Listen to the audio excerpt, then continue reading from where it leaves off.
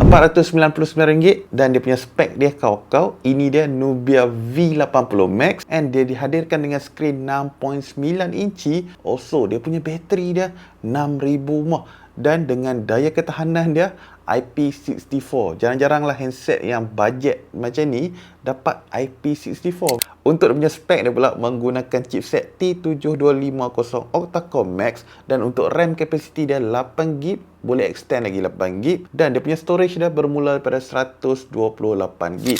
Daripada segi design dia pula memang aku suka sangat, macam handphone flagship tau, dengan color macam ni dia combine dengan power button yang lawan balik color dia. Memang cantik tau, color orange dan nampak something lah kan different tentang handphone yang harga macam ni.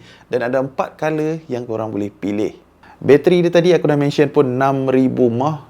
Dalam satu hari tu tak payah cas, boleh hentam kau-kau. Lagi sekali aku nak mention dia punya skrin dia 6.9 inci. Memang besar sangat. Also ada 120Hz tau. Untuk dia punya kamera pula 50 megapiksel dekat kamera belakang dan kamera depan adalah 16 megapiksel. Yang ni aku nak bagi special deal, kalau korang beli sekarang ni dapat 1 year screen protection. Also akan dapat bag yang special. Yang ni untuk kalau ada stok lagi kan, akan dapat bag dan dapat earphone. Harga dia bermula daripada RM499. Spek kuat-kuat, tahan kau-kau. Apa pun V80 Max Nubia. Ciao geng.